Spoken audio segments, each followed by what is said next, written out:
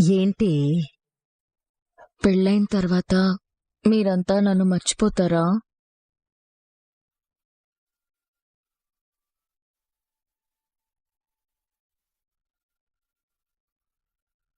నిన్ను మర్చిపోవడమేంటి? నువ్వెక్కడికి పోతావు? నువ్వు సూరజ్ ఇక్కడే ఉంటారు. మా కళ్ళ ముందే ఉంటారు. నీకీ అనుమానం ఎందుకొచ్చింది? ఏమో మమ్మీ, పెళ్ళైన తర్వాత ఆడపిల్ల జీవితం ఎలాగైనా మారొచ్చు. నన్ను మీరు ఎంతో ప్రేమగా పెంచారు, చాలా బాధ్యతగా పెంచారు. మిమ్మల్ని అందరినీ వదిలి నేనెక్కడికి వెళ్ళలేను. ఒకవేళ వెళ్లే పరిస్థితి వస్తే మీరు నన్ను గుర్తుపెట్టుకుంటారా, మర్చిపోతారా అనిపించింది. ఏంటి అన్నావు? అదే, గుర్తుపెట్టుకుంటారా, మర్చిపోతారా? దానికంటే ముందు నిన్ను ఎంతో ప్రేమగా పెంచాం, బాధ్యతగా పెంచాం. పెంచడమేంటి? నువ్వు మా కూతురువి కాదా?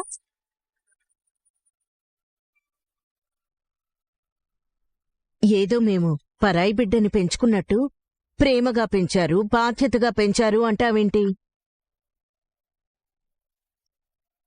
నిన్ను కన్నాని ఆ పురిటి నొప్పులు నాకింకా గుర్తున్నాయి. నా కళ్ళు తెరిచిన తర్వాత తెలిసింది నేను బతికున్నానని.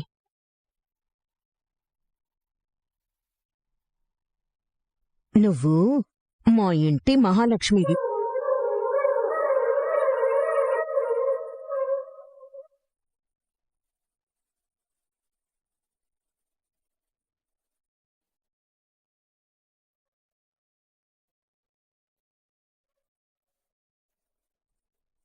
ఏంట్రా ఇది? జ్యోత్స్న ఇలా మాట్లాడుతుందేంటి? జ్యోత్స్న పెళ్లి తర్వాత నిజం చెప్పేస్తుందనిపిస్తోంది. అవునా?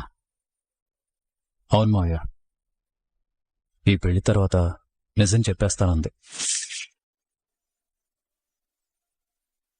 చూడు, నువ్వెక్కడికి పోవు, మాతోనే ఉంటావు.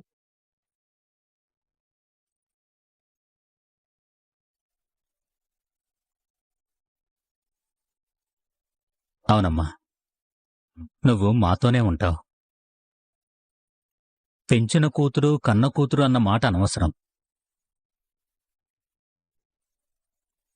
నిజం చెప్పాలంటే కన్న కూతురు కంటే పెంచిన కూతురు మీదే ఎక్కువ అభిమానం ఉంటుంది.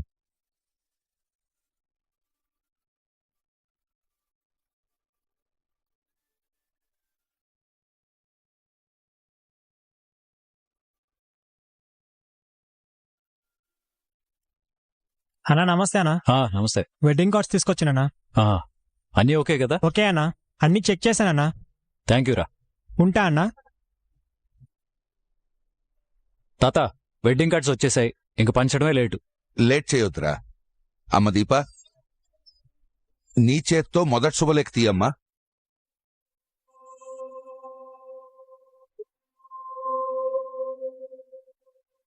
ఎందుకండి? మొదటి శుభలేఖ మీ ఇంటికే వస్తుందని మాలిని అతతో చెప్పాం కదా. జ్యోత్స్న పెళ్లి చూడాలని తహతహలాడుతున్నట్టున్నారు. మంచి సంబంధం చూస్తాం, ముహూర్తాలు పెట్టిస్తాం, మొదటి శుభలేఖ మీకే పంపిస్తాం. అర్థమైందా పారిజాతం? అర్థమైందండి. అంటే మీరిప్పుడు ఆ ఇంటికి కార్డు పంపిస్తారా? లేదు, మేమే స్వయంగా పట్టుకెళ్ళిస్తాం.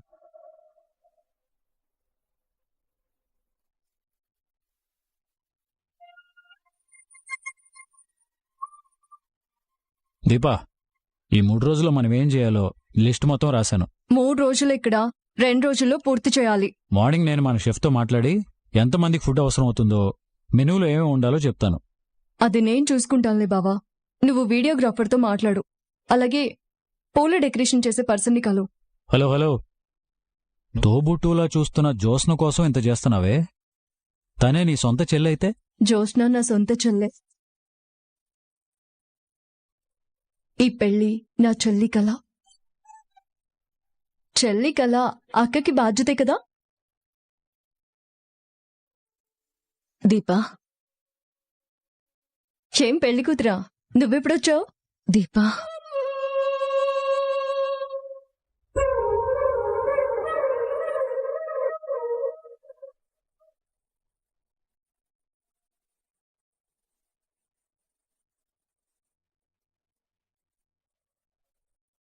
ఏమైంది?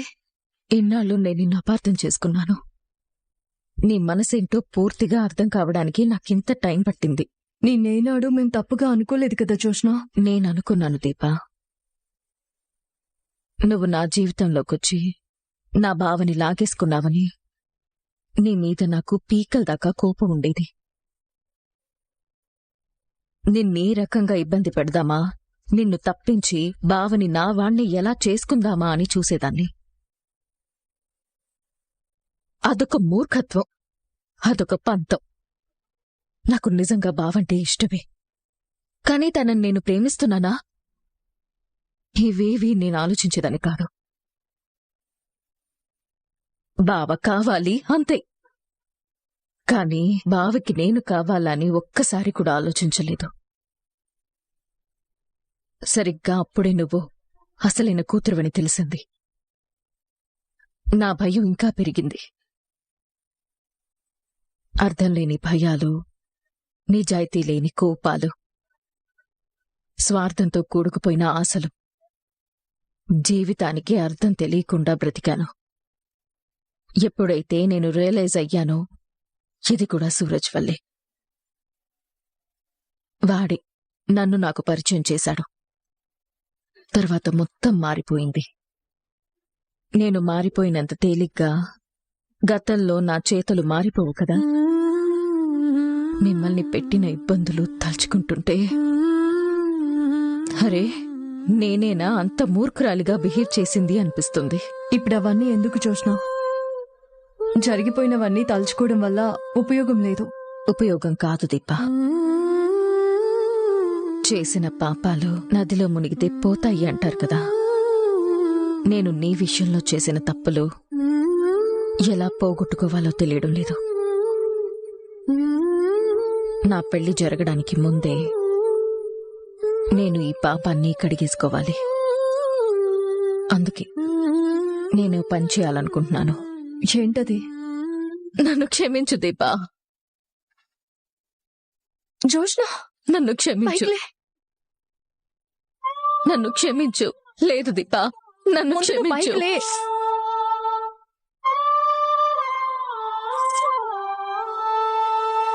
నన్ను క్షమించు. జోష్నా, ఏమైంది నీకు? పైకిలే. ఏం చేస్తున్నావు జోష్నా? నీ కాళ్ళు పట్టుకుంటే కాని నాకు క్షమాపణ లేదు దీపా. ఏమైంది నీకు? నేను చూస్తుంది నిన్నేనా? నాకు అతి అనుమానం వస్తోంది. ఇంత సున్నితంగా మారిపోయావేంటి జోష్నా? వదిలే. ఈ క్షణం వరకు మన మధ్య జరిగిన చెడ్డ విషయాలు వదిలే జోష్నా. నన్ను ఈ ఇంట్లోకి తీసుకురావడానికి ముందు హాస్పిటల్లో రా అక్క అని నువ్వు నన్ను పిలిచావు కదా. అక్క, లే అక్క, నీకేం కాదక్క, నీకు మేమున్నాం. ఆ పిలుపు ఇంకా నాకు గుర్తుంది. ఇందుకే నీ కాళ్ళు పట్టుకుంది.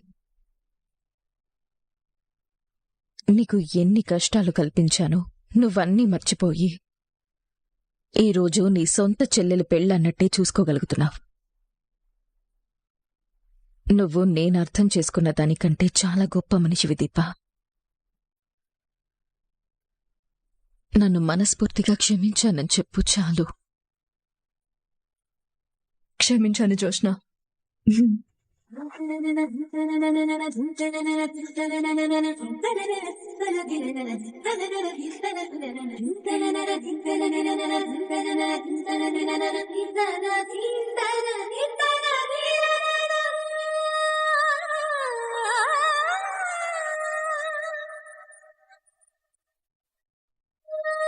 నేను కూడా క్షమిస్తాను జోస్నా.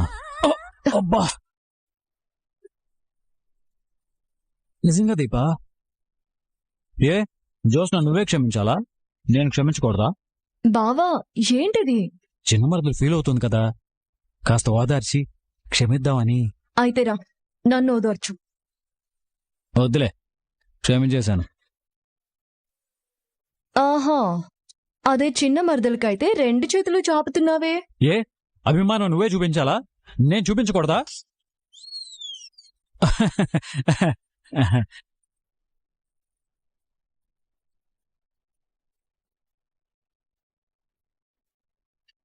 అమ్మో అమ్మో అమ్మో, చిచి, ఈ ఘోర నేను చూడలేను.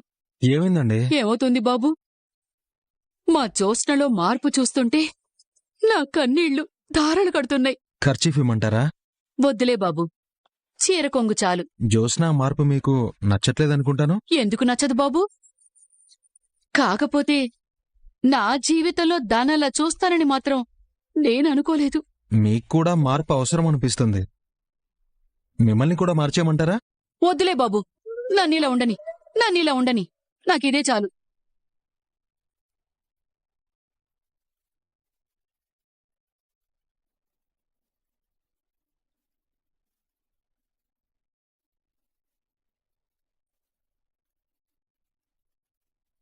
మొత్తానికి మేమనుకున్నదే జరుగుతోంది. పొరపాటు. మేమనుకున్నదే జరుగుతుంది. రెండూ ఒకటే బాబాయ్. కాదు మాలిని, నీ ఉద్దేశం వేరు, నీ ఆలోచన వేరు. కొంతమంది వాళ్ల ముఖం ఎదుటి వాళ్ళకి తెలియకూడదని మాస్క్ వేసుకుంటారు. కాని నువ్వు మాస్క్ ముఖానికి కాదు, మాటలకు వేస్తావు.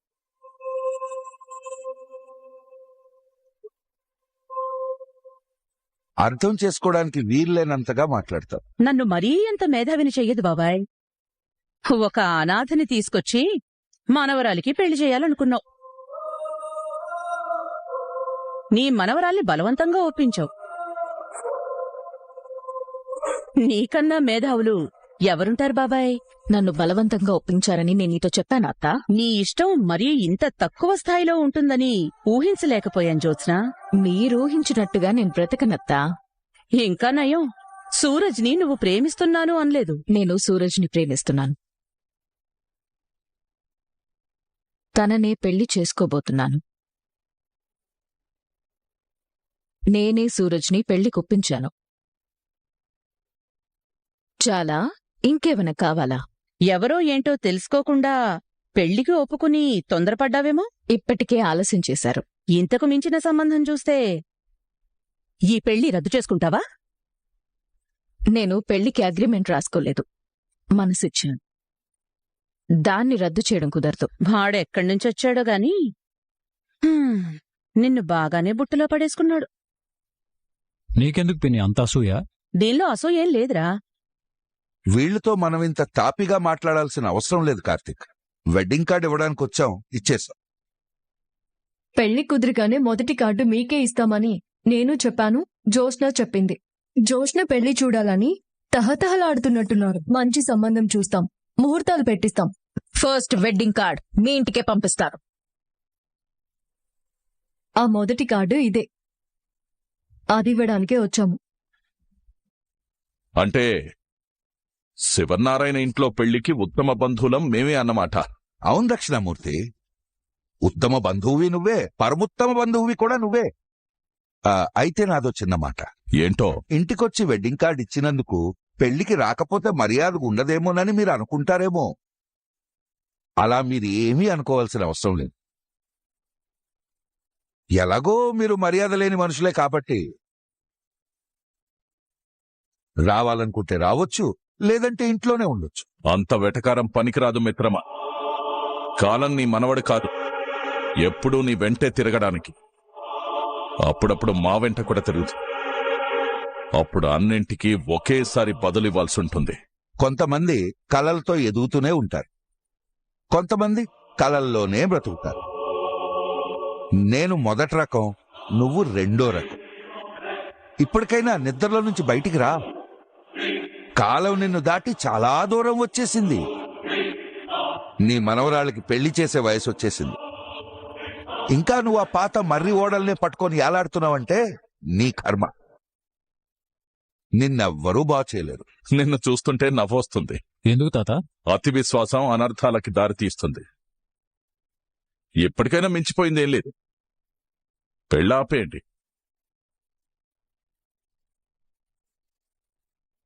మరో మంచి సంబంధం చూడండి. ఈ పెళ్లి ఆగదు దక్షిణమూర్తి.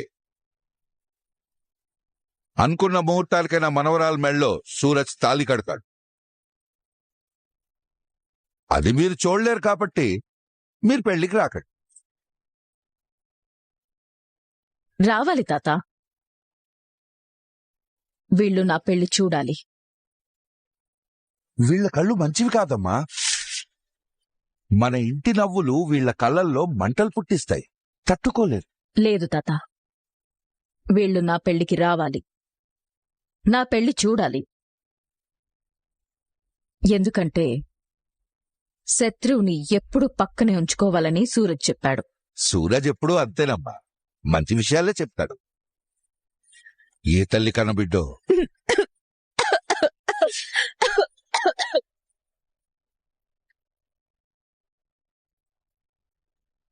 చెప్పాను కదా, కడుపు మంట ఇప్పుడే మొదలైనట్టుంది.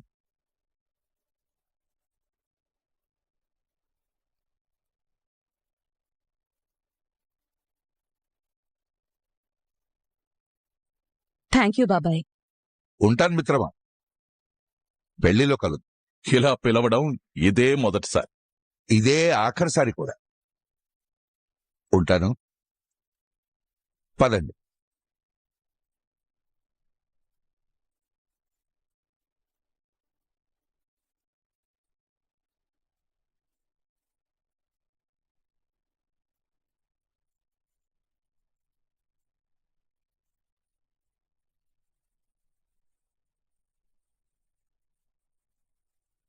కార్డు లోపల పెట్టమ్మా.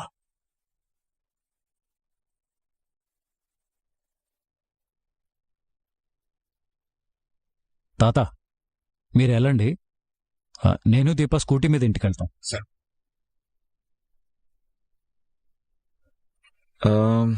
దీప కీస్ చూసావా?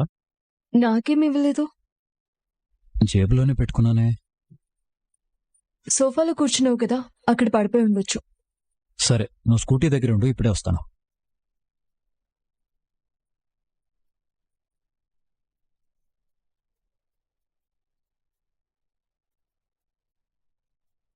కీస్ ఎక్కడున్నాయి?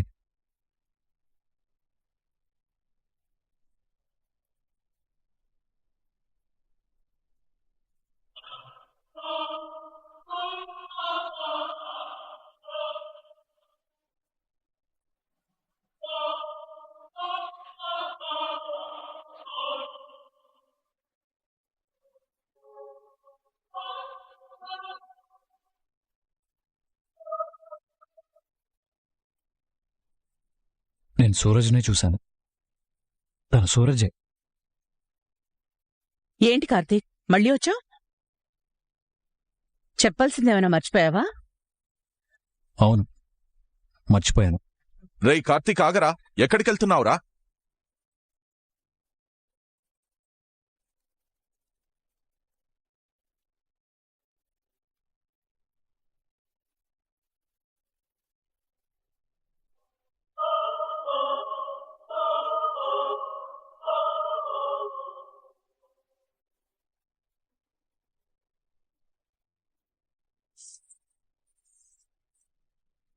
ఎస్, సూరజ్ ఇక్కడే ఉన్నాడు. డోర్ ఓపెన్ చేయి, డోర్ ఓపెన్ చేయి, ఓపెన్ చేయి.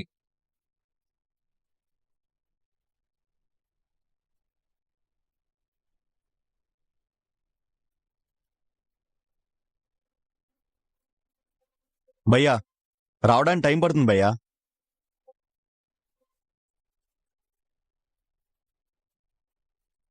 ఏంటి భయ్యా, తలుపు అంత బలవంతంగా నెట్టారు?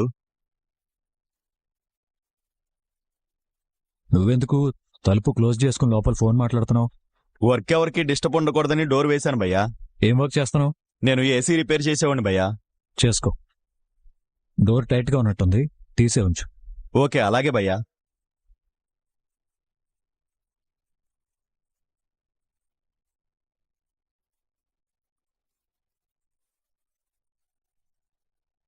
హాయ్ ఫ్రెండ్స్, మన ఛానల్ని చూస్తున్నారు కానీ సబ్స్క్రైబ్ చేయట్లేదు. సబ్స్క్రైబ్ చేసి సపోర్ట్ చేయండి ఫ్రెండ్స్. అలాగే ఈ సీరియల్ ఎలా ఉందనేది కామెంట్ సెక్షన్లో కామెంట్ చేయండి, లైక్ చేయండి, షేర్ చేయండి. Thank you for watching.